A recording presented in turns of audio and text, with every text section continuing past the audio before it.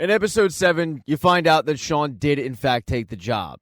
He, along with Dorothy, Julian, and Leanne, get together to watch the promo for the show. Leanne says it's going to be the most successful season of Gourmet Gauntlet yet. As Leanne is praising Sean, Dorothy cuts in and says, "No matter what happens, you were phenomenal, and we're all very excited for you." But Leanne asks, "Are you though, Dorothy?" And it's a weird question that catches Dorothy completely off guard.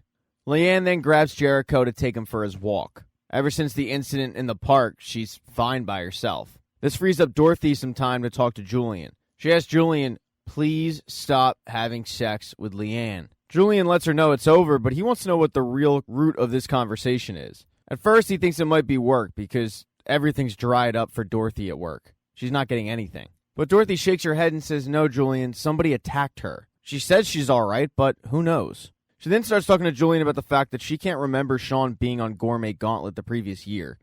Now it's making her feel like she's losing her mind. Julian, though, just chalks it up to stress. When Leanne finally gets home, Dorothy asks a favor from her. Dorothy doesn't want Jericho anywhere near the homeless encampment. Leanne, however, tells her that there was a danger, but the danger is past, and you don't need to worry about the people in the park. Dorothy thinks that Leanne's falling into another trap for a cult, and Leanne just says, we see things differently, Dorothy. Dorothy then nicely starts talking about Leanne's poor decision-making of late and lets her know that she's made an appointment with Dorothy's OBGYN for Leanne because she found out that Leanne was having sex with Julian. Leanne doesn't agree to go, instead questioning Dorothy on if she's checking on her private things, which would upset her a lot because she wasn't allowed private things with the Lesser Saints. And Dorothy says, you are entitled to your privacy, we just need to have trust in this house. As Dorothy continues to try to talk, Leanne cuts her off and says, thank you for this conversation, Dorothy. It's given me a lot to think about, and walks out of the room. With Leanne preoccupied with Jericho, Dorothy does have a little bit of time to go snooping in Leanne's room, and she finds her diary. Starts flipping through it, and there's no words. At first, it's just harmless pictures of Jericho, but then you get to some pretty demonic pics.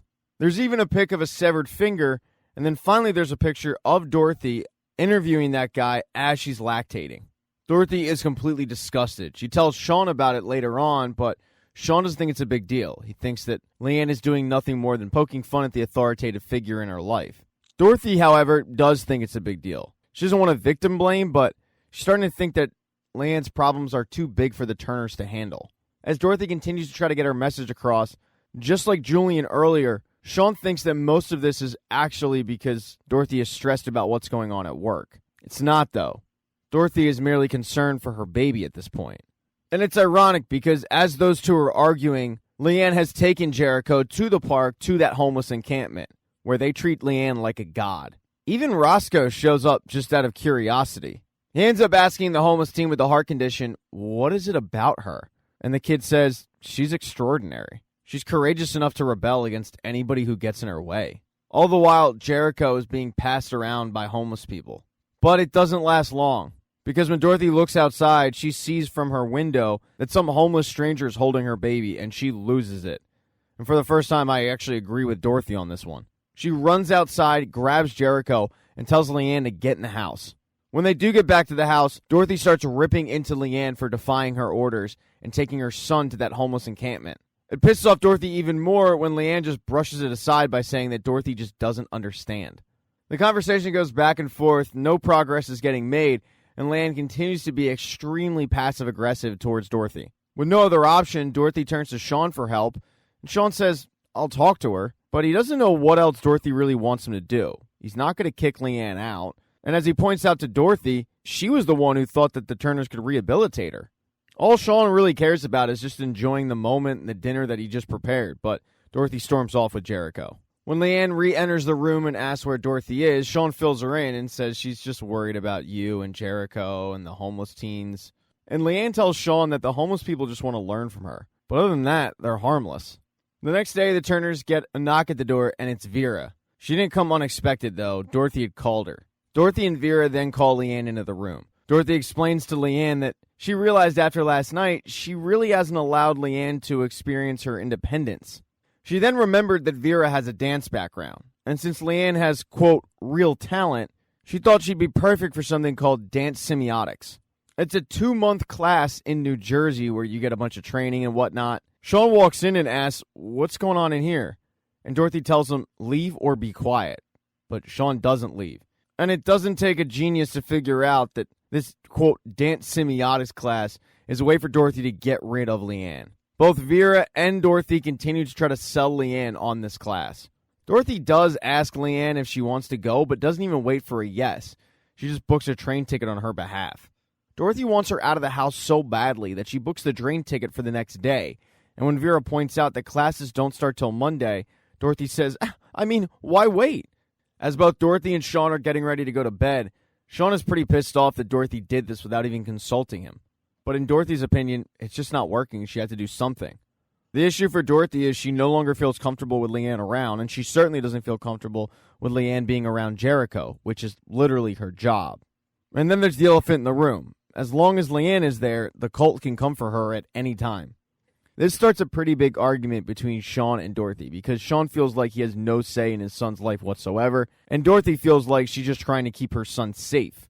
They head off to bed, but Leanne doesn't. She continues to pack, but she also dances around the house, until eventually she makes her way into the basement, where she just sits by the pit and stares at it. The next day, Leanne comes downstairs with all of her bags packed. A couple of minutes later, Vera and Julian burst in, and Julian thinks this is a huge mistake. Vera tried to talk him out of making this speech, but he's not going to be quiet. He thinks by kicking out Leanne, Dorothy's being completely irrational. Dorothy then starts banging on the table and says, thank you for your concern, but Leanne is leaving today. That's it. Vera grabs Jericho because he's crying and escorts him out of the room to get away from all the yelling, because Julian is not backing down from this fight. But Vera overhears Julian use her addiction as a weapon against this decision, basically implying that her decision-making doesn't have a great track record. Eventually, through the argument, Leanne says, it's fine, I'll go. She gives a hug to everybody in the room and then steps outside. When Leanne does leave the house, Vera comes back in and starts fighting with Julian about how he used her past history as a weapon. Dorothy walks into the kitchen to grab Jericho, but Jericho's not there. The baby doll is. Right away, they look at Vera because she was the last one with baby Jericho, and she's just as confused as everybody else. The weird thing is, they can hear a baby crying, so they frantically start looking through the house for Jericho. They run down to the basement, but Jericho's not there, and the ground starts cracking even worse near the pit. When they go back upstairs, they hear Jericho crying, but this time it's from the third floor of the house. Vera, Julian, and Dorothy are running around the house trying to locate Jericho. Julian, the whole time, blaming Vera for turning her back on Jericho, but Sean doesn't join them. Instead, he goes and stares at the baby doll, trying to make sense of all this. At one point, Dorothy and Julian start looking around Leanne's room for Jericho. They go to the crawl space that leads you to Aunt Josephine's body, and when they open it up, a bunch of caterpillars come out of it. Right before you figure that Dorothy would find Aunt Josephine's body, she hears Jericho cry, so she runs out of that room. But everywhere she looks, she's coming up empty. The whole time this is going on, Leanne is sitting outside in the rain, not moving. Toby is telling her, Leanne, we gotta go to the train station or you're gonna miss your train. But eventually she tells Toby, go home. Vera ends up bursting through the door and telling Leanne, if you're as smart as I think you are, you'll get on that train and never look back. Because unfortunately, folks, Vera and Julian, well, they're over. Leanne then re-enters the house, just in time for Dorothy to come running back downstairs. Dorothy yells at Leanne, where is my son? You have 10 seconds. You know what I'm capable of. Leanne, though, very calmly says, he's in the nursery. He's been there this whole time. But Dorothy knows that's impossible. She already looked in the nursery. She then hears Jericho crying and runs upstairs to see if he actually is there. And he is. As Dorothy is clinging to Jericho, Sean tells her Leanne stays. Because if Leanne's here, then Jericho's here. So Leanne's staying. Dorothy thinks this is ridiculous, that Leanne hid their child in some sort of prank. But Sean screams, I'm not losing my son again. He then walks downstairs, brings Leanne's bags back in, and starts apologizing on Dorothy's behalf, telling Leanne that they would be grateful if she stayed. The whole time, Dorothy is screaming at Sean, don't you dare apologize to her. No one, though, is really listening to her.